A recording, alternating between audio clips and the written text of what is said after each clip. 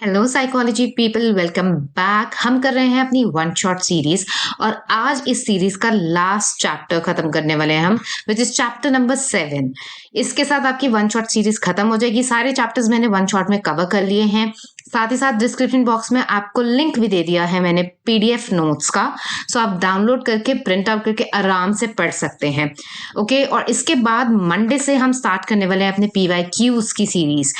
उसमें previous year के question paper मैं सॉल्व करूंगी। सॉल्व क्या करूंगी मतलब मैं आपको विद सोल्यूशन सब कुछ बताऊंगी कि आपके बुक में कौन से पार्ट से कहाँ से वो आंसर्स लिखने हैं, आपको क्या चीज है जो आपको मेंशन करना जरूरी है टू गेन मार्क्स।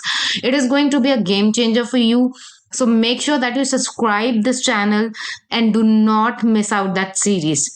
Also, अगर आपको ये वीडियो अच्छी लगे, do give me a thumbs up and let me know in the comment sections your thoughts about it. So let's get started. So the first topic is nature and formation of group. तो group होता क्या है? Group होता है जिसमें दो या दो से ज्यादा लोग हों, राइट? टू और मोर इंडिविजुअल्स होने चाहिए, तभी उसको ग्रुप कहेंगे हम, जो कि आपस में इंटरैक्ट करते हो, एक दूसरे से बात करते हो, इंटरडिपेंडेंट हो, मतलब एक दूसरे पे निर्भर हो किसी ना किसी बात के लिए, and they should have a common motive. भाई अगर ग्रुप बनाया है तो कोई तो गोल होगा, चाहे वो गोल स्टे इन टच का ही क्यों ना हो, राइट? अगर आप 12th पास आउट करने के बाद अपने फ्रेंड्स के साथ कोई ग्रुप बनाते हैं और एक अपना बेस्ट फ्रेंड्स के साथ और जितने भी फ्रेंड्स हैं, क्योंकि सब अलग अलग कॉलेज में जाने वाले हैं, सब अलग अलग स्ट्रीम्स में है, तो आप एक व्हाट्सएप पे ग्रुप बना लेते हैं, ठीक है? तो उस ग्रुप का मोटिव क्या है? उस ग्रुप का मोटिव है कि यार हम एक दूसरे से टच में रहें, ठीक है? सो कोई ना कोई कॉमन मोटिव होता है। A set of roles relationship among members, कुछ ना कुछ रोल्स होते हैं हर ग्रुप के, राइट? सबके कुछ ना कुछ रोल्स होते हैं। मतलब अब आप कहोगे व्हाट्सएप ग्रुप में क्या रोल है? अब अपने व्हाट्सएप ग्रुप में आपके रोल्स हो सकते हैं ना, कि अब मान लो कि 5 जनों का ग्रुप है, आप 5 फ्रेंड्स हो जिनका ग्रुप बनाया आपने, तो उसमें से किसी एक की रिस्पॉन्सिबिलिटी थोड़ी ना है कि रोज वही मैसेज करेगा या कॉल करेगा या वो सबके साथ टच में रहेगा और बाकी मजे करेंगे, ऐसा थोड़ी ना है। ग्रुप एडमिन कोई एक जना हो सकता है जिसने ग्रुप बनाया हो, लेकिन उस ग्रुप एडमिन की रिस्पॉन्सिबिलिटी थोड़ी ना है कि टच में रहना है। कभी कोई और प्लान कर ले मीटअप के लिए, या कभी कोई और भी ग्रुप कॉल कर ले, या कोई और मैसेज ड्रॉप इन करता रहे, सबका रिस्पॉन्सिबिलिटी है इक्वली कि वो ग्रुप मेंटेन करके रखें, राइट?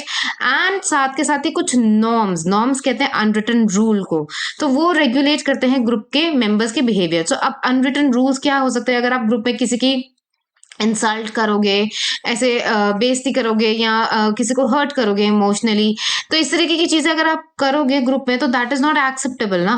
तो वो तो अनरिटन रूल्स है। अनरिटन रूल्स है मतलब वो अंडरस्टूड है, ठीक है? तो हर ग्रुप के कुछ ना कुछ रूल्स होते हैं जो जो रेगुलेट करते हैं मेंबर्स के बिहेवियर। ये बहुत ही वेग सा एग्जाम्पल था, ठीक है, बट आई होप ये कॉमनली रिलेटेड एग्जाम्पल हो। अच्छा, एक बात और, मैंने इन सब की जो है डिटेल्ड वीडियोस भी बना रखी हैं टॉपिक वाइज। अगर आपको कुछ भी डाउट है ना, तो एक बार ये टॉपिक वाइज जो मैंने डिटेल वीडियोस बनाई है वो चेकआउट कर लेना। उसके बाद भी अगर कोई डाउट रह जाता है, then you are most welcome to comment. तो फिर आप मुझसे कमेंट सेक्शन में पूछ लेना, I will clear that doubt, okay? Because ये रिवीजन वीडियो है तो ज्यादा डिटेल में हम इसमें शायद जाएंगे नहीं। Next topic is group characteristics. अब हर ग्रुप के कुछ कैरेक्टरिस्टिक्स होते हैं, मतलब कुछ फीचर्स होते हैं। तो ग्रुप के फीचर्स क्या होते हैं? पहली बात तो ये कि एक सोशल यूनिट होता है जिसमें 2 या 2 से ज्यादा लोग होते हैं जो परसीव करते हैं बिलोंगिंगनेस। एक ग्रुप में उस बिलोंगिंगनेस होती है। सोशल यूनिट क्या होता है ना? सोशल यूनिट एक फंक्शनल यूनिट होता है किसी सोसाइटी का। जैसे फैमिली एक सोशल यूनिट है, ठीक है? फिर कम्युनिटीज, डिफरेंट कम्युनिटीज आपने देखा होगा ना, जैसे डिफरेंट रिलीजन के हिसाब से डिफरेंट कम्युनिटीज बनी होती हैं, राइट? तो वो कम्युनिटीज क्या करती हैं? उनके अपने सेट वैल्यूज हैं, अपने सेट कस्टम्स हैं, अपने बिलीव्स हैं। तो वो एक सोशल यूनिट है। स्कूल एक और सोशल यूनिट है। तो ऐसे सोशल यूनिट मतलब जो एक फंक्शनल यूनिट है सोसाइटी का। तो ग्रुप भी एक सोशल यूनिट होता है जिसमें 2 से ज्यादा इंडिविजुअल, 2 या 2 से ज्यादा इंडिविजुअल होते हैं, एंड दे ऑल फील, एक फीलिंग होती है बिलोंगिंगनेस की, that you belong to that group, right? It helps in distinguishes one group from the other and gives group its unique identity. तो होता क्या है कि एक कम्युनिटी का ग्रुप है, मान लो गुजराती कम्युनिटी का एक ग्रुप है, एक पंजाबी कम्युनिटी का ग्रुप है, ठीक है? सो ऐसे अगर 2 ग्रुप्स हैं तो इन दोनों ग्रुप के जो मेंबर्स हैं, it will help them to have their own unique identity, right? तो हर किसी की वहां पे एक अपनी आइडेंटिटी है ग्रुप में। और क्योंकि कोई गुजराती कम्युनिटी ग्रुप को बिलोंग करता है, कोई पंजाबी कम्युनिटी ग्रुप को बिलोंग करता है, तो दोनों की अपनी अलग अलग एक दूसरे से डिस्टिंग्विश भी है, एक दूसरे से अलग भी करता है ये चीज उन्हें, और एक यूनिक आइडेंटिटी भी देता है ना। ग्रुप के सेकंड कैरेक्टर क्या है कि इनके कॉमन मोटिव्स एंड गोल्स होते हैं, यही हमने डेफिनेशन में भी पढ़ा था। ठीक है, कि ग्रुप अगर फॉर्म होता है तो उसका कोई तो कॉमन मोटिव या गोल होता है। जैसे फॉर एग्जांपल अगर जो लोग मंदिर में जाते हैं या गुरुद्वारे में जाते हैं या कहीं पे है, वहां पे भी कम्युनिटी के ग्रुप्स होते हैं, राइट। तो उनका ग्रुप का क्या होता है कि यार मतलब लोगों को जोड़ो, आया करो मंदिर या गुरुद्वारे, आया करो, पाठ किया करो। ठीक है, तो इस तरीके की कोई कॉमन मोटिव होता है, कोई गोल होता है कि लोगों को जोड़ें, इसी बहाने आप अच्छे कामों में इन्वॉल्व हो गए। ठीक है, तो ग्रुप का एक कॉमन मोटिव होता है। Group functions either towards a goal. Group का जो फंक्शन होता है यहाँ तो दो तरीके से होता है। एक तो आपका कोई कॉमन गोल है, ठीक है। कॉमन गोल क्या है कि भाई अच्छे गुड कर्मास करो और अच्छे रास्ते पे चलो, भगवान मतलब दिन में एक बार तो किसी तरीके से मंदिर आओ, जोड़ो लोगों से, तो वो एक कॉमन गोल हो गया। या फिर क्या होता है कि अवे फ्रॉम सर्टन थ्रेट्स, अगर कोई थ्रेट्स हैं जो वो ग्रुप फेस कर रहा है, तो उससे भी बचाव में ग्रुप हेल्प करता है।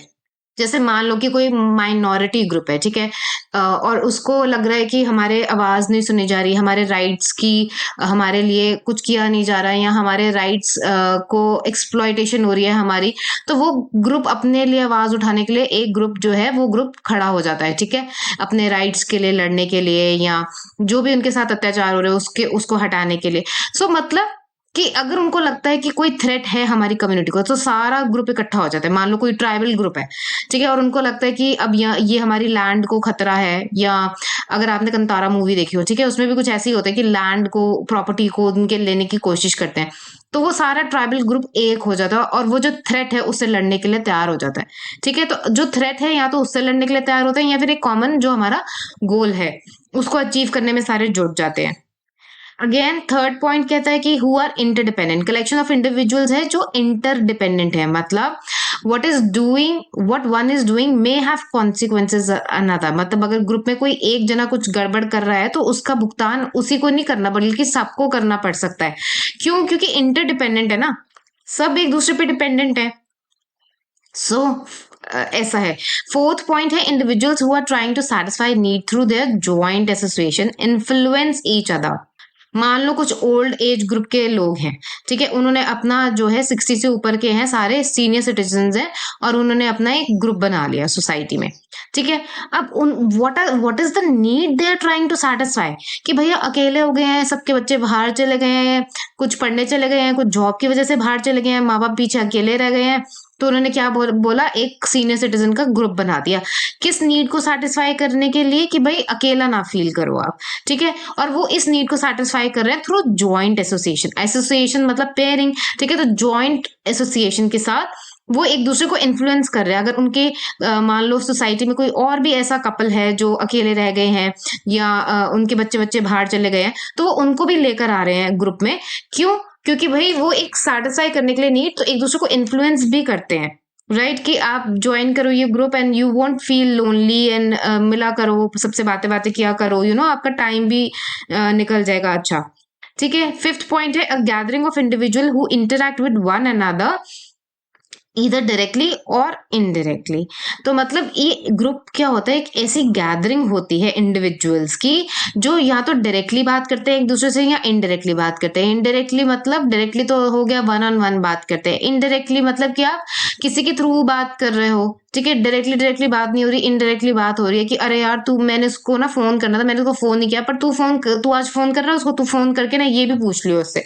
ठीक है, और या मेरी तरफ से भी उसको ये मैसेज दे दियो, तो इनडायरेक्टली बात भी होती है, राइट। देन सिक्स्थ पॉइंट क्या कहता है, a collection of individuals whose interaction are structured by set of roles and norms. कुछ ना कुछ सेट ऑफ रोल्स होते हैं सबके ग्रुप में, और कुछ ना कुछ नॉर्म्स होते हैं। नॉर्म्स हम के बारे में बात कर चुके हैं कि कैसे आपको बिहेव करना है ग्रुप में। स्पेसिफाइड बिहेवियर होता है बाय ग्रुप मेंबर्स, और ये अनरिटन रूल्स होते हैं, राइट। नाउ बात करते हैं क्राउड की। क्राउड क्या होता है? Crowd is a collection of people who may be present at place और situation by chance. For example, आप क्रिकेट मैच देखने चले गए, अब वहां पे जितने भी लोग आए हैं, ठीक है, वो कोई इंटरडिपेंडेंट नहीं है एक दूसरे पे, वो क्या है, वो क्राउड है। उन ठीक है, तो वो कोई ऐसा नहीं है कि किसी का कोई रोल है, कोई मोटिव है, हम कॉमन मोटिव कोई अचीव कर रहे हैं, ऐसा कुछ भी नहीं है। सब अपना-अपना मैच एन्जॉय करने आए हैं। तो वहाँ पे कोई बिलॉन्गिंगनेस की फीलिंग नहीं है, ठीक है, कि मैं I belong to this group और वो वहाँ सब अलग-अलग है, इंडिविजुअल है, ठीक है? तो वहाँ बिलॉन्गिंगनेस की फीलिंग नहीं है। बिहेवियर ऑफ पीपल कभी-कभी क्राउड में जो है इर्रेशनल भी हो सकता है and there is no interdependence, ठीक है? वहाँ पे ऐसा नहीं है कि बिहेवियर के लिए कोई नॉर्म्स हैं।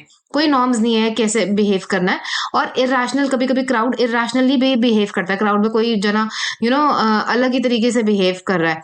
और उसके बाद इंटरडिपेंडेंस भी नहीं है। ऐसा नहीं है कि अगर मैं क्रिकेट मैच देखने गई हूँ और मैं उस भीड़ का, उस क्राउड का हिस्सा हूँ, तो मेरा कोई किसी पे डिपेंडेंसी है या किसी और की मेरे पे कोई डिपेंडेंसी है किसी भी बात के लिए, ऐसा कुछ नहीं है। देन आता है टीम्स। टीम्स क्या होता है? Teams are special kind of group. ये स्पेशल काइंड ऑफ ग्रुप होते हैं। क्यों? क्योंकि टीम्स में भी 2 से ज्यादा मेंबर होते हैं, चाहे कबड्डी की टीम ले लो, क्रिकेट की टीम ले लो, फुटबॉल की टीम ले लो, कोई भी टीम ले लो, ठीक है? Member of teams often have complementary skills. Complementary skills मतलब ऐसा स्किल जो एक दूसरे को कॉम्प्लीमेंट करता है। भाई किसी की बैटिंग अच्छी है तो किसी की बॉलिंग अच्छी है। They are committed to a common goal. Goal तो सबका यही है कि टीम को जीतना चाहिए। Now members are mutually accountable for their activities. Mutually accountable मतलब कि किसी भी मेंबर्स की जो है कोई भी एक्टिविटी में कोई इन्वॉल्व होता है तो सबकी रिस्पॉन्सिबिलिटी होती है। नाउ ग्रुप टीम्स और ऑडियंस के बारे में हम बात करेंगे। ग्रुप्स क्या होते हैं? ग्रुप में performance is dependent on contribution of individual member. मान लो जैसे आपके 12th में मैम ने कोई प्रोजेक्ट दिया और उसमें ग्रुप्स बना दिए, ग्रुप्स में डिवाइड कर दिया, ठीक है, कि 4 ग्रुप्स हैं, 4 ग्रुप्स में कुछ मेंबर्स हैं, सब में इंडिविजुअल्स हैं और उनको कोई प्रेजेंटेशन देनी है किसी टॉपिक पे, ठीक है, साइकोलॉजी की किसी टॉपिक पे प्रेजेंटेशन देनी है। ना वहां पे जो परफॉर्मेंस है, ग्रुप की जो परफॉर्मेंस है, वो डिपेंड करती है इंडिविजुअल मेंबर्स पे। हर ग्रुप में अगर 5 मेंबर हैं तो उन पांचों की एफर्ट, उन पांचों की मेहनत पे डिपेंड करेगा कि ग्रुप कैसा परफॉर्म करेगा। सब इंडिविजुअल उन मेंबर्स की भी एफर्ट है। Leader holds the responsibility for work. और हर ग्रुप का कोई लीडर होगा, ठीक है। भाई ग्रुप को कौन रिप्रेजेंट कर रहा है? मैम बोलती है ना कि ये आपके ग्रुप को रिप्रेजेंट कौन कर रहा है, तो कोई एक पर्सन होगा जो ग्रुप का रिप्रेजेंटेटिव होगा और वो होल्ड करता है रिस्पॉन्सिबिलिटी कि बाकी चारों में आपस में ठीक से सब काम डिवाइड होना चाहिए, सबकी रिस्पॉन्सिबिलिटी सब पूरी करें टाइम पे, हमारे ग्रुप का अच्छा परफॉर्मेंस होना चाहिए। तो कोई एक लीडर होता है जो रिस्पॉन्सिबिलिटी लेता है फॉर द वर्क। टीम में ऑन द अदर हैंड क्या होता है? बोथ इंडिविजुअल कंट्रीब्यूशन भी मैटर करता है और टीम का खुद का एफर्ट भी। मान लो आपके स्कूल में जो स्पोर्ट्स कंपटीशन हो रहा है कोई, तो वहां पे टीम है अलग अलग, तो उसमें इंडिविजुअल, भाई तूने कितने स्कोर करे गोल, ठीक है, वो भी मैटर करता है टीम को जिताने के लिए। प्लस टीम का अपना कोऑर्डिनेशन कितना अच्छा था, टीम का वर्क कैसा था, वो भी मैटर करता है। Now members hold themselves responsible. तो यहाँ पे सारे रिस्पॉन्सिबल होते हैं, सबकी अपनी इंडिविजुअल रिस्पॉन्सिबिलिटी होती है। ऑडियंस क्या होता है? जिनका कोई एक स्पेशल पर्पस होता है जिसके लिए वो असेंबल हुए होते हैं, मतलब इकट्ठा हुए होते हैं। फॉर एग्जाम्पल मूवी देखने गए हैं तो हम सब ऑडियंस ही हैं जो मूवी देख रहे हैं, राइट। क्रिकेट मैच देखने गए तो हम उस वक्त क्या है? ऑडियंस है। ऑडियंस जर्नली पैसिव होती है मतलब कोई एक्टिवली पार्टिसिपेट नहीं कर रही होती, दर्शक होते हैं। ऑडियंस मतलब क्या कि हम दर्शक हैं, हम बस देखने आए हैं, ठीक है। But sometimes they go in frenzy and become mobs. जब लेकिन ऑडियंस थोड़ी क्रेजी हो जाती है, जैसे मान लो अंडे टमाटर मारने लगो, अगर आप किसी की परफॉर्मेंस देखने गए थे, आपको किसी स्टैंड अप कॉमेडियन को देखने गए थे, ठीक है, आपको उनके परफॉर्मेंस अच्छा नहीं लगा और क्रेजी हो गए या बहुत ही अच्छा परफॉर्मेंस लगा, क्रेजी हो गए एकदम, ऑटोग्राफ के लिए भी ये हो गया वो हो गया, तो वो किस में कन्वर्ट हो जाती है ऑडियंस? मॉब में। मॉब में क्या मतलब है कि there is a definite sense of purpose, एक डेफिनेट सेंस ऑफ पर्पस है वहां पे आपका, सबको फोटोग्राफ खिंचवाना है, सबको ऑटोग्राफ चाहिए, तो ये एक सेंस ऑफ पर्पस है। पोलराइजेशन इन अटेंशन मतलब एक ही डायरेक्शन में सबका अटेंशन है एक ही तरफ, ठीक है। होमोजेनिटी और थॉट में मतलब एक ही लाइन ऑफ थॉट पे सब सोच रहे हैं, ठीक है।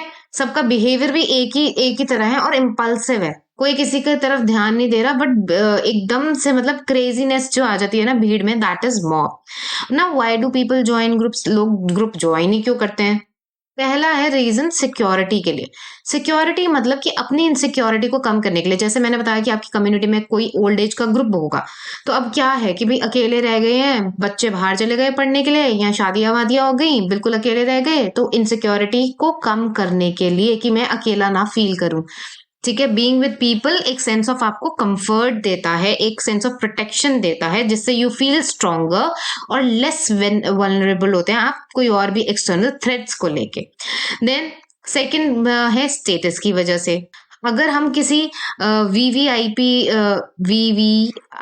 ग्रुप के मेंबर हैं, ठीक है, तो हमें ये एक बहुत इंपॉर्टेंस फील कराता है ना, like we feel very important, एक सेंस ऑफ पावर हमें देता है कि हमारे पास तो वीवीआईपी पासेस हैं कहीं के, या वीवीआई ग्रुप के हम मेंबर है, तो हमें पहले अटेंड किया जाएगा, या हमको एक्स्ट्रा प्रिविलेजेस है, तो इस वजह से भी लोग अटेंड करते हैं, ग्रुप ज्वाइन करते हैं। देन थर्ड है सेल्फ एस्टीम की वजह से। अपनी उनकी एक सेल्फ वर्थ स्टैब्लिश होती है, एक positive sense of social identity मिलती है कि मैं फलाने ग्रुप का हिस्सा हूँ, ठीक है। बीइंग अ मेंबर ऑफ, अगर आप किसी प्रेस्टिजियस ग्रुप के हिस्से हैं तो आपका सेल्फ कॉन्सेप्ट डेवलप होता है कि उस ग्रुप में सारे ऐसे बच्चे हैं जो लेट्स से कि एक ग्रुप है जो हाई आईक्यू वाले बच्चों का है, ठीक है, जिनकी आईक्यू हाई है, वो उनका ग्रुप है, तो उस ग्रुप का हिस्सा बनना अपने आप में आपका सेल्फ कंसेप्ट अच्छा हो जाता है, सेल्फ वर्थ अच्छी हो जाती है, आपकी सोशल आइडेंटिटी डेवलप होती है एक अच्छी, और यू फील लाइक कि okay you know I am high IQ individual, I am part of that group, तो उस फीलिंग के लिए भी। देन आगे चलते हैं, satisfaction of one psychological and social needs. Now जैसे कि नीड ऑफ बिलोंगिंगनेस, ये क्या है, हमारी सोशल नीड्स है, ठीक है। अटेंशन रिसीव करना, किसको नहीं अच्छा लगता, अटेंशन मिले, प्यार मिले, तो ये सारी हमारी जो नीड्स हैं उनको फुलफिल करने के लिए। Goal achievement, achieving goals such as, individually जो गोल्स हम अचीव नहीं कर सकते तो ग्रुप में रह के वो करते हैं, ठीक है।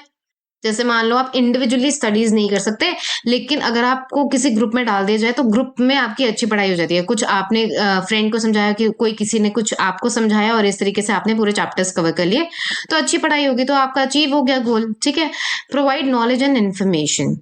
अब बहुत बार ऐसा होता है कि आपने व्हाट्सएप पे भी बहुत सारे ग्रुप ज्वाइन कर रखे होंगे, है ना, कि कहीं से कोई इन्फॉर्मेशन आ जाए, कोई नॉलेज आ जाए, पता चले कि 12th के बाद क्या करना है, और कौन कौन से कोर्सेज होते हैं, कहाँ कहाँ से होते हैं, क्या प्राइस रेंज है, क्या करियर फ्यूचर है, तो इस तरह से आपका ब्रॉडन होता है व्यू, आपका देखने का नजरिया जो है और ब्रॉड होता है, बढ़ता है ना। ग्रुप फॉर्मेशन, ग्रुप फॉर्म कैसे होता है, बेसिक जो बिल्कुल बात है ग्रुप फॉर्मेशन की, ये कि you must have some contact. अगर आपका कोई कांटेक्ट ही नहीं है तो ग्रुप कहाँ से बनेगा भाई। अगर आपको किसी ग्रुप का हिस्सा भी बनना है तो किसी के थ्रू बनोगे, या जान पहचान होगी, कुछ तो होगा।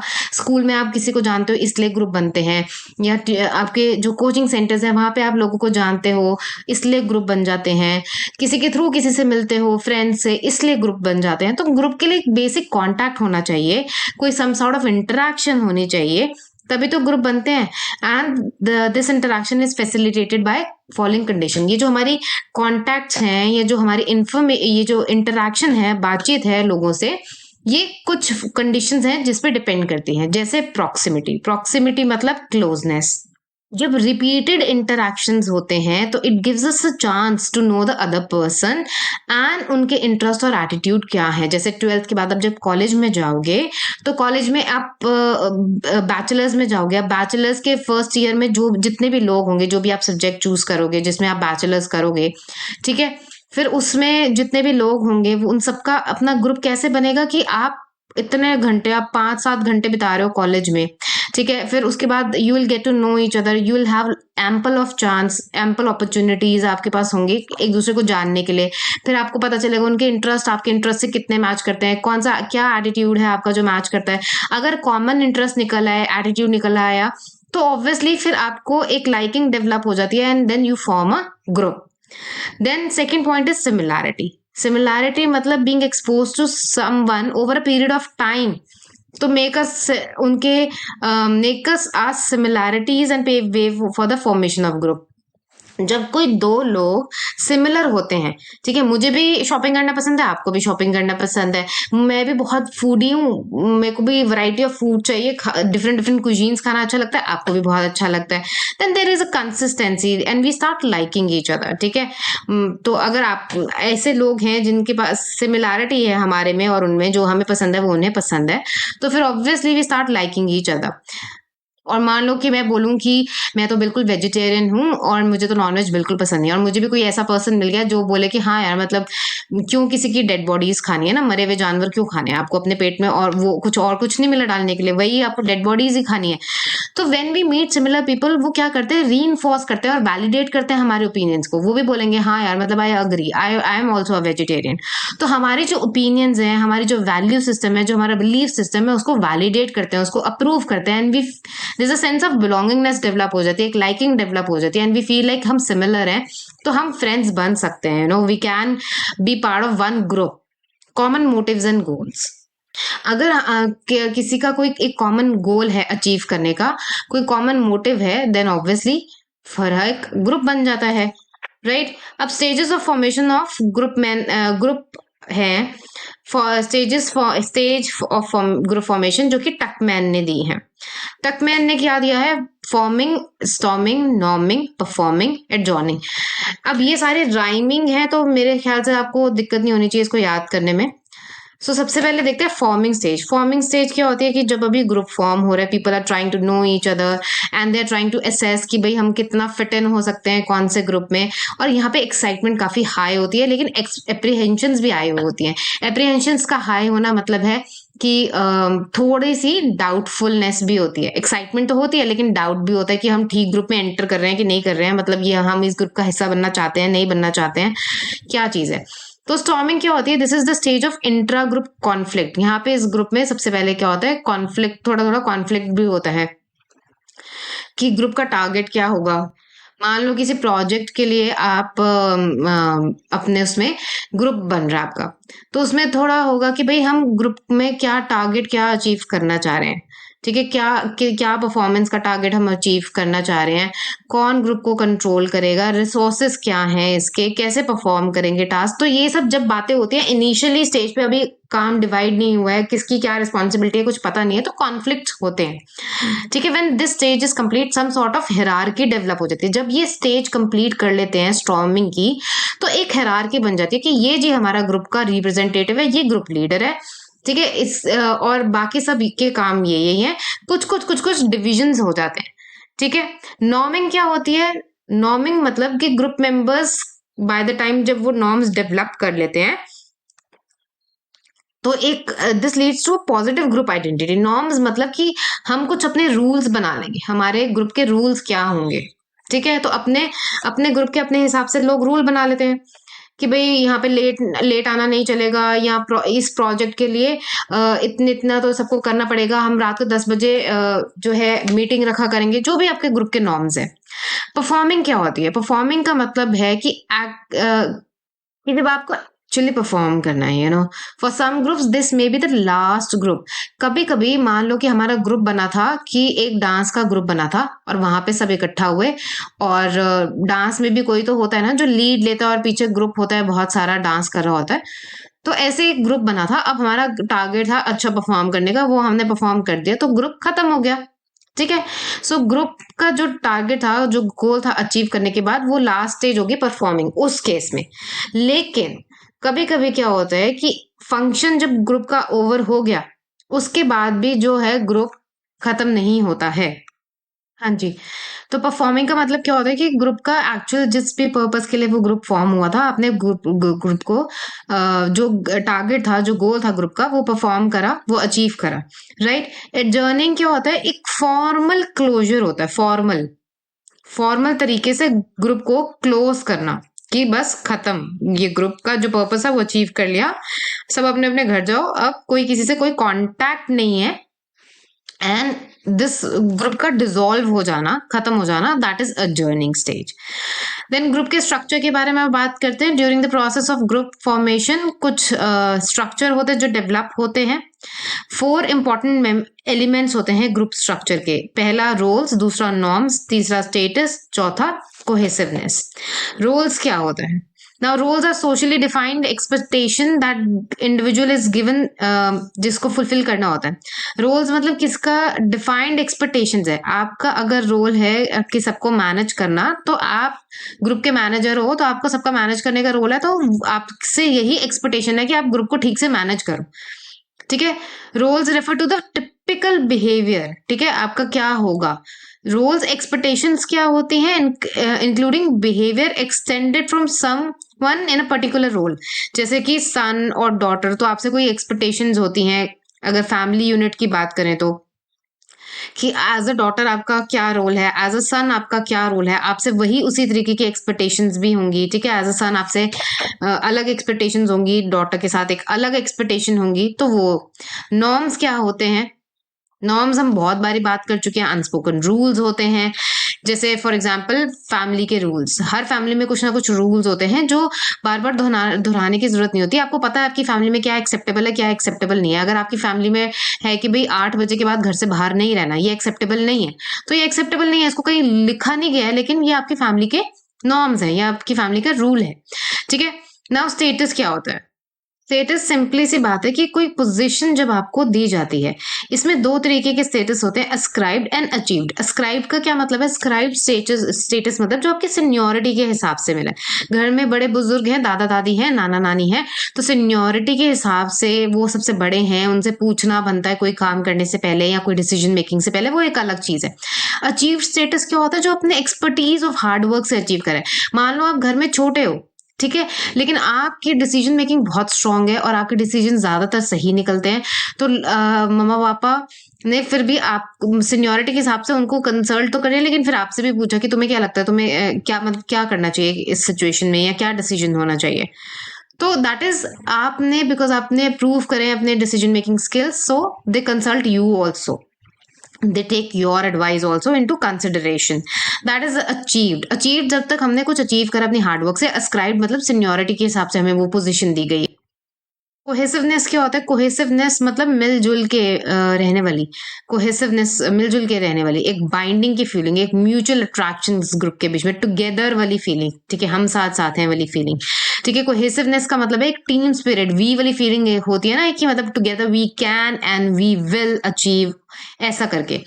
बट बहुत ज्यादा अगर हद से ज्यादा ये फीलिंग हो गई, टुगेदरनेस वाली फीलिंग हो गई, तो ग्रुप थिंक होने के चांसेस होते हैं, जिसके कॉन्सिक्वेंसेस जो है, ये बेसिकली ग्रुप थिंक तब होता है जब एक्सट्रीम कोहेसिवनेस होती है, उसका रिजल्ट है ग्रुप थिंक। एक्सट्रीम कोहेसिवनेस का रिजल्ट है ग्रुप थिंक, और ग्रुप थिंक बहुत अच्छी चीज नहीं होती है।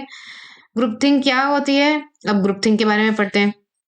Basically tendency to make a decision maker to make irrational and uncertain decision. Group think का मतलब है कि अनक्रिटिकल और इरेशनल डिसीजन मेकिंग करना।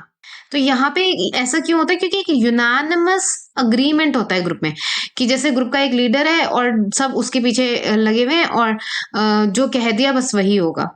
कोई अपना एक्सप्रेस ही नहीं करता है कि अगर उनको वो ओपिनियन मैच नहीं करते हैं, या वो डिफरेंट सोचते हैं, या वो अग्री नहीं करते हैं, तो कोई भी अपना ओपिनियन एक्सप्रेस नहीं करते, बस जो कह दिया हाँ हाँ हाँ ये मतलब बस उसके पीछे सब नारेबाजी करने लग जाते हैं और सब एक्सेप्ट कर लेते हैं कि हाँ यही होना चाहिए। और ऐसा क्यों करते हैं लोग, ताकि ग्रुप की वेलबींग बनी रहे, ग्रुप में इंटरनल हार्मनी ना हो। अगर हम आपस में लड़ने लग जाएंगे तो फिर कैसा होगा, ठीक है, तो ग्रुप की मतलब लड़ाई झगड़े ना हो, आपस में प्यार मोहब्बत बनी रहे, तो इसलिए बस जो कह दिया सब उसके पीछे नारेबाजी करने लग जाते हैं, चल पड़ते हैं कि जो कह दिया वही करेंगे, and they become increasingly out of touch with reality. जो रियलिटी है बाहर जो हो रहा है, उस रियलिटी से बिल्कुल अनजान है, ठीक है, बस एक भेड़ चाल की तरह खड़े हो गए कि सबके साथ, अपने ग्रुप लीडर के साथ अपना, अगर किसी का कोई डिफरेंट ओपिनियन है तो वो उन्होंने बोली भी नहीं कि मुझे लगता है ऐसे नहीं ऐसे होना चाहिए, या ये ज्यादा बेहतर तरीका है, नहीं, कुछ नहीं, जो कह दिया तो बस उसमें सब भेड़ चाल में भेड़ बकरियों की तरह हाँ हाँ हाँ करके ओके ओके सब उसी के पीछे लग जाओ। ये ग्रुप थिंक उन ग्रुप्स में ज्यादा होता है जहां पे ऑल्टरनेटिव्स को कंसिडर ही नहीं करते, ठीक है, and that the face a decision of high cost of failures होते हैं। मतलब ऑल्टरनेटिव कोई डिसीजन है या कोई एक अदर ओपिनियन है, उसको कंसिडर ही नहीं करेंगे, तो वहां पे ग्रुप थिंक होने के चांसेस ज्यादा होते हैं। बट हम ये ग्रुप थिंक अगर हम रोकना चाहें कि भाई ऐसा ना हो कि भाई सब हमारी हाँ में हाँ मिलाते रहें, अगर किसी का दूसरा ओपिनियन है तो हम उसको कंसिडर करेंगे, तो इस चीज को अगर हमने प्रमोट करना है कि भाई डर की वजह से, पोजीशन की वजह से, सीनियोरिटी की वजह से, अथॉरिटी की वजह से, किसी वजह से ऐसा नहीं होना चाहिए कि हाँ में हाँ मिलाओ, बल्कि अगर कुछ है तो बोलो। तो ये हम कैसे एनकरेज कर सकते हैं कि ग्रुप थिंक ना हो? तो इसके लिए आपको एनकरेज करना पड़ेगा कि आप क्रिटिकल थिंकिंग को रिवॉर्ड करो। मतलब अगर किसी ने कुछ प्रॉस एंड कॉन्स सोचे हैं, कुछ उन्होंने क्रिटिकली चीज़ों को इवैल्यूएट करा है, एनालिसिस करा है, तो ऐसी थिंकिंग को आप अप्रेज़ करो, रिवॉर्ड करो, ना कि उनको पनिश करो, ठीक है? तो आप उनको रिवॉर्ड दो और अप्रेज़ करो कि हाँ, वेरी गुड, गुड पॉइंट, मेरे को तो ये ध्यान में ही नहीं था। तो आप क्लैपिंग करवा दो उस पर्सन के लिए कि वेरी ब्यूटीफुल पॉइंट, आपने दिया है, इसको हम ज़रूर कंसिडर करेंगे। एनकरेज करो ग्रुप को कि ऑल्टरनेटिव चीजें लेकर आए, कि मैंने ये सोचा है कि ऐसा करना है। ग्रुप लीडर बोले कि मैंने ये सोचा है इस चीज को हम ऐसे टैकल करेंगे, इस सिचुएशन को। किसी के पास और कोई सोल्यूशन है तो बताओ। तो एनकरेज करो लोगों को कि आप कोई ऑल्टरनेटिव सोल्यूशन लेकर आओ। इनवाइटिंग आउटसाइड एक्सपर्ट्स, अगर आपको लगता है कि कोई मैटर जिसपे आप डिस्कस कर रहे हो उस पर कोई बाहर वाला पर्सन, आउटसाइड एक्सपर्ट का कोई डिसीजन मेकिंग हो सकता है जो बेहतर प्रूव हो, आपके पास उतनी एक्सपर्टीज नहीं है उस फील्ड में, देन उनको इनवाइट करो। आप उनके डिसीजन मेकिंग, मतलब उनसे डिसीजन ले सकते हो। एनकरेज, जैसे हम बाहर से कोचेस लेके आते हैं ना अपनी, जैसे क्रिकेट टीम हुई या कोई और टीम हुई, उनको ट्रेन करने के लिए बाहर से भी कोच लेकर आते हैं, क्योंकि हमें लगता है उनके पास कुछ ऐसी टेक्निक्स हैं जो हमारे यहाँ पे लैक करती हैं। तो इस तरीके की चीजें। Encouraging members to seek feedback, और साथ में एक दूसरे से फीडबैक भी लो कि कैसा था, कैसा नहीं था, क्या चीज को ठीक करना है।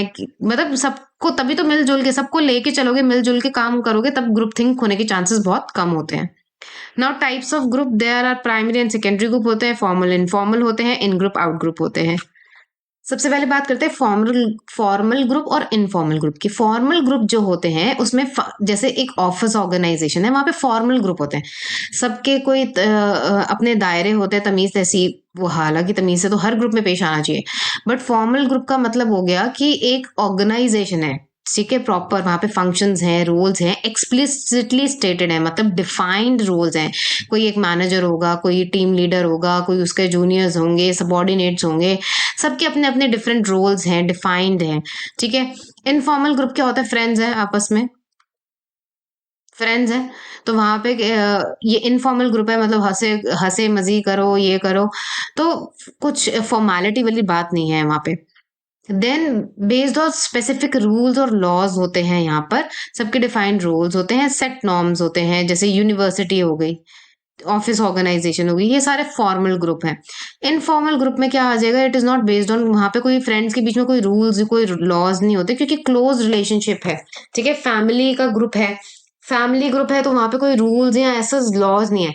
बट देखो, नॉर्म्स जरूर होते हैं, रूल्स और नॉर्म्स डिफरेंट होते हैं। रूल्स मतलब हो गए कि रिटन रूल्स, जैसे आपकी यूनिवर्सिटी के कुछ रूल्स हैं, आपके स्कूल के कुछ रूल्स हैं, बट नॉर्म्स जो होते हैं ना, वो अनस्टेटेड होते हैं, अनरिटन होते हैं, वो खुद से पता होता है कि हमें कैसे बिहेव करना है। फ्रेंड्स के साथ भी ऐसा थोड़ी है कि फ्रेंड्स है तो कुछ भी उठा के बदतमीजी करोगे, ठीक है, वो तो नहीं है। तो नॉर्म्स अलग बात होती है, रूल्स अलग बात होती है। In groups and out groups क्या होते हैं? इन ग्रुप्स होते हैं, it refers to one's own group. Out group मतलब मान लो कि मैं किसी एक ग्रुप का, मैं ए ग्रुप का हिस्सा हूं, तो बी का जो ग्रुप है मेरे लिए आउट ग्रुप है, क्योंकि मैं तो ए ग्रुप का हिस्सा हूं, ठीक है। In group members use the word we, और हम दूसरों के लिए क्या यूज करते हैं? दे। मतलब अगर मैं ए ग्रुप का पार्ट हूं, तो ये मेरे लिए इन ग्रुप है और बी वाला मेरे लिए आउट ग्रुप है, और बी के लिए मैं क्या बोलूंगी? दे। उन्होंने ऐसा करा, उनके ग्रुप में ये हो रहा है, उनके ग्रुप में ये स्ट्रैटेजी है। समझ आई? इस तरीके से जो इन ग्रुप के लोग होते हैं, ज्यादातर वो सिमिलर होते हैं, मतलब उनका सोच विचार सेम होता है, चीजों को देखने का नजरिया सेम होता है, और डिजायरेबल ट्रेट्स भी होते हैं। जो आउट ग्रुप होते हैं, दे आर व्यू डिफरेंटली, उनको तो नेगेटिवली, क्योंकि हमारा कॉम्पिटिटर है या कुछ भी है, तो उनको हम नेगेटिवली व्यू करते हैं, तो वो हमसे अलग है, डिफरेंट है। प्राइमरी और सेकेंडरी ग्रुप क्या होते हैं? नाउ प्राइमरी ग्रुप होता है जो प्री एग्जिस्टिंग है फॉर्मेशन, जैसे कि यूजली फैमिली। फैमिली आपका पहला ग्रुप है। सबसे पहले तो बच्चा जब फैमिली में आता है तो फैमिली उसका सबसे सब कुछ होता है, तो प्राइमरी ग्रुप तो फैमिली हुआ। जिस रिलीजन में वो पला बड़ा है, जो कास्ट सिस्टम में है, जैसे मान लो कि कोई पंजाबी है, ठीक है, अब जैसे मैं पंजाबी हूँ, तो मान लो कोई पंजाबी है, वो गुरुद्वारे जाता है, तो भैया उसका वही रिलीजन है, तो प्राइमरी ग्रुप वो वहीं से रिलेट करेगा, उन्हीं के लोग, उस कम्युनिटी से वो रिलेट कर पाएगा। तो ज्यादातर ऐसे चीजें जो हमें गिवन होती हैं, ठीक है, हमने बनाई नहीं है, but it is given to an individual, वो मुझे मिली है, ठीक है, मैं उसमें उसी चीज के लिए मैं उसमें पैदा हुई हूँ, मतलब मैं अपनी फैमिली में पैदा हुई हूँ, तो मेरा कास्ट, मेरा रिलीजन सब डिसाइडेड है। ठीक है। सेकेंडरी ग्रुप क्या होता है, इंडिविजुअल अपनी हिसाब से चुनता है। जैसे मान लो पॉलिटिकल पार्टी, अब मुझे बीजेपी को वोट देना है या कांग्रेस को देना है, ये मेरा डिसीजन है, क्योंकि वो मेरी चॉइस है। इसमें मैं ऐसा नहीं कि I was born to be with so and so, तो इसलिए ये सेकेंडरी ग्रुप हो गए। फेस टू फेस इंटरेक्शन होता है, क्लोज प्रॉक्सिमिटी होती है, इमोशनल बॉन्ड्स होते हैं, फैमिली के साथ तो होता ही है, फेस टू फेस इंटरेक्शन भी होता है, इमोशनल इंटीमेसी भी होती है, इमोशनल बॉन्ड्स भी होते हैं, और क्लोजनेस भी होती है, प्रॉक्सिमिटी भी होती है। सेकेंडरी ग्रुप क्या होते हैं, यहाँ पे इम्पर्सनल होता है, सब कुछ इनडायरेक्ट होता है और लेस फ्रीक्वेंट होता है। कौन सी पॉलिटिकल पार्टी के लोगों से जाके आप रोज रोज मिल रहे हो, या वो आपसे बात कर रहे हैं, या आपकी उनसे कम्युनिकेशन हो रही है, ऐसा तो कुछ भी नहीं है। हाँ, इनडायरेक्ट कम्युनिकेशन होती है। इनडायरेक्ट मतलब मीडिया के थ्रू, न्यूज के थ्रू वो बोलते हैं कि हम आपके लिए ये करेंगे, हमें वोट दो, हम वो करेंगे आपके लिए। सो इनडायरेक्ट कम्युनिकेशन है, एक इम्पर्सनल रिश्ता है, ना आप उनको जानते हो ना वो आपको जानते हैं। ठीक है। देन प्राइमरी ग्रुप में क्या हो गया, central to individuals functioning and have major role in developing, ये क्या हो गया, ठीक है, major role in developing values and ideal system. तो हमारे वैल्यूज, हमारे आइडियल सिस्टम ड्यूरिंग जो अर्ली स्टेज ऑफ हमारे डेवलपमेंट होते हैं किसी भी बच्चे के, वो कहाँ से आते हैं, उसकी फैमिली ग्रुप से आते हैं, उसकी कम्युनिटी ग्रुप से आते हैं। तो ये वही कह रहे हैं। और यहाँ पे लेस परमेएबल बाउंड्रीज होती है। परमेएबल बाउंड्रीज मतलब कि बहुत ज्यादा क्लोज बाउंड्रीज नहीं होती। मम्मी पापा के साथ कोई इतना बहुत ज्यादा बाउंड्री, ऑब्वियसली वो एल्डर्स हैं, घर के बड़े हैं, एक रिस्पेक्ट देना अलग चीज होती है, बट एक बहुत ज्यादा डिफाइंड वे में बाउंड्रीज नहीं होती, जितना बाहर के कल्चर में है ना, कि उठा के अगर बच्चों को मार पीट करा या कुछ करा तो पुलिस को ही फोन कर देते हैं बच्चे, उनको इतनी अथॉरिटी है कि अपने माँ बाप को भी जेल भिजवा देते। तो यहाँ इस तरीके की नहीं है। तो मतलब कहने का मतलब है कि इतनी स्ट्रॉन्ग बाउंड्रीज नहीं है, लेस परमिसेबल बाउंड्रीज होती है अपनी फैमिली के साथ। Now influence of group on individual behaviour, एक ग्रुप का इंडिविजुअल बिहेवियर पे क्या इन्फ्लुएंस आता है। यहाँ पे दो वर्ड्स आते हैं, social facilitation and social loafing. Social loafing क्या होता है, देखो सोशल लोफिंग का जो कंसेप्ट है ना, आप लोफर वर्ड से याद कर सकते हो। लोफर किन लोगों को कहते हैं, जो आवारा इधर उधर घूमते रहते हैं, कोई पर्पस तो होता नहीं है। तो सोशल लोफिंग जो लोग करते हैं ना, ये लोग क्या करते हैं कि ये ग्रुप का तो हिस्सा होते हैं, और मान लो इस ग्रुप को प्रोजेक्ट दिया बनाने के लिए, लेकिन कोई एक ग्रुप में होगा आलसी इंसान, वो कहेगा सारे काम कर तो रहे हैं, तो मेरी मेहनत करने की क्या जरूरत है। वो अपना चिल मारेगा, या थोड़ा बहुत इधर उधर ऐसे दिखावा कर देगा कि मैं काम कर रहा हूँ, लेकिन काम वाम कुछ नहीं करेगा। ठीक है, क्योंकि उसको लगता है कि बाकी सब तो एफर्ट डाल रहे हैं ना, तो वो सोशल लोफिंग करता है। और ये आइडेंटिफाई करना ना इतना आसान नहीं होता, क्योंकि सारे इकट्ठे एफर्ट लगा रहे हैं। मान लो कोई रस्सी है और हम मतलब उसको पुल कर रहे हैं, कुछ टग ऑफ वॉर खेलते थे ना यार, मतलब इधर से कोई टग ऑफ वॉर हो रहा है, इधर से कोई हो रहा है, अब सारे मिलके जोर लगा के खींच रहे हैं, उधर से सारे मिलके जोर लगा के खींच रहे हैं। अब कोई एक बीच में एक ऐसा पर्सन भी हो सकता है कि वो ज्यादा एफर्ट नहीं लग रहा कि यार ठीक है, मतलब मैं क्यों इतना जोर लगाऊं, गेम है, कोई भी जीते कोई भी हारे, कौन सा बड़ा मेडल मिलने वाला है। ठीक है, मतलब तो वो ज्यादा जोर नहीं लगा रहा, उसने रस्सी पकड़ी हुई है पर ज्यादा जोर से खींच नहीं रहा है, तो वो सोशल लोफिंग कर रहा है। ठीक है, क्योंकि वो अपना फुल एफर्ट नहीं लगा रहा। Now there was experiment by Latané and his associates. Now इसमें क्या था, इस एक्सपेरिमेंट में क्या हुआ, उन्होंने कुछ मेल स्टूडेंट्स लिए, ग्रुप ऑफ मेल स्टूडेंट्स लिया उन्होंने, और उनको क्लैप करने के लिए और चीयर करने के लिए लाउडली बोला, as loudly of as possible आप चीयर करो। चीयर कहते हैं ये यू कैन डू इट, ये हुर्रे, ये सब। ठीक है, और क्लैप तो यू नो कि क्लैप करना। ठीक है, सो उन्होंने बोला कि आप क्लैप करो और चीयर करो, लेकिन एज लाउडली एज पॉसिबल करना है। उन्होंने देखा एक्सपेरिमेंट ने कि एक्सपेरिमेंटर ने देखा कि जैसे पहले तो वो सिंगल पर्सन थे, लेकिन जैसे जैसे उन्होंने ग्रुप का साइज इंक्रीज किया, 2 बंदा आ गया, 4 बंदे आ गए, 6 बंदे आ गए, तो वो जिस पे एक्सपेरिमेंट कर रहे थे, वो जो एक हमारा सब्जेक्ट था ना, उस पर्सन ने उसका उतना एफर्ट नहीं डाला जितना एफर्ट वो पहले डाल रहा था। अकेले जितना वो एफर्ट डाल रहा था, जब उसको अकेले परफॉर्म करना था, तो वो जितना एफर्ट डाल रहा था उतना उसने 6 बंदों के ग्रुप में एफर्ट नहीं डाला। जबकि होना क्या चाहिए था कि और लाउड नॉइज होनी चाहिए थी भाई ना। पहले एक बंदा क्लैप कर रहा था, अब 6 बंदे क्लैप कर रहे हैं, तो 6 बंदों की क्लैप एक बंदे के क्लैप से तो ज्यादा ही होगी उसकी नॉइज, बट ऐसा हुआ नहीं। अब ऐसा क्यों हुआ कि ड्रॉप हो गया, मतलब सडनली नॉइज। इसकी कुछ एक्सप्लेनेशंस हैं जो उन्होंने ऑफर करे एक्सपेरिमेंट के लिए। पहली एक्सप्लेनेशन तो उन्होंने ये दी कि लेस रिस्पॉन्सिबल फील होता है। जब 6 लोग हैं तालियां बजाने के लिए, तो मैं क्यों इतना एफर्ट डालूं? तो मेरी रिस्पॉन्सिबिलिटी अकेले की तो नहीं है, तो 6 लोगों में मेरी रिस्पॉन्सिबिलिटी डिवाइड हो गई, तो I feel less responsible. Second, motivation of the member decrease हो जाता है। पहले सारी all eyes were on me, ठीक है, मेरे ऊपर सारी आंखें थी, नजरें थी और मेरे को ही सब परफॉर्म करना था। I was the star. अभी तो ऐसा कुछ भी नहीं है, तो मेरे को कोई इतना मोटिवेशन ही नहीं है कि मैं परफॉर्म करूं, ठीक है। तो मोटिवेशन मेंबर्स की डिक्रीज हो जाती है, क्योंकि वो इक्वल कंट्रीब्यूशन होगा सबका, 6 के 6 लोगों का इक्वल कंट्रीब्यूशन होगा, ठीक है। और मेरे को इंडिविजुअल बेसिस पे तो कोई इवेल्युएट करने वाला नहीं है, तो मैं क्यों इतना एफर्ट डालूं चीयर करने में और तालियां बजाने में, ठीक है। थर्ड उनकी एक्सप्लेनेशन थी इस एक्सपेरिमेंट की कि the performance of the group is not compare to the other group. किसी और ग्रुप से कंपेयर तो कर नहीं रहा कि कौन सा ग्रुप ज्यादा अच्छा परफॉर्म कर रहा है। एक नॉर्मल एक्सपेरिमेंट हो रहा है, मतलब यहाँ पे तो कोई कंपेयर भी नहीं कर रहा किसी से। तो जब कंपैरिजन भी नहीं है, तो कोई कॉम्पिटेटिव फीलिंग भी नहीं आ रही। कॉम्पिटेटिव फीलिंग नहीं आ रही तो मैं क्यों इतना एफर्ट डालूं? पॉइंट नंबर 4 कहते हैं there is an improper coordination और नो कोऑर्डिनेशन। भाई मैं जिस स्पीड से ताली बजा रही हूँ या मैं जिस तरीके से ताली बजा रही हूँ और बाकी उस स्पीड से या उस तरीके से ताली नहीं बजा रहे, सब अपना अपना लगे हुए हैं, तो कोई कोऑर्डिनेशन भी नहीं है उतना। और 5वां पॉइंट कहता है कि belonging to the same group is not important for the members, it is only aggregate of individuals. तो इसमें वो ये कह रहे हैं कि पहले 2 लोग थे, फिर 2 से 4 हुए, 4 से 6 बंदे हो गए, तो there was no sense of belongingness in the group. तो बस aggregate of total of individual बढ़ता जा रहा था, पर एक सेंस ऑफ बिलोंगिंगनेस तो थी ही नहीं।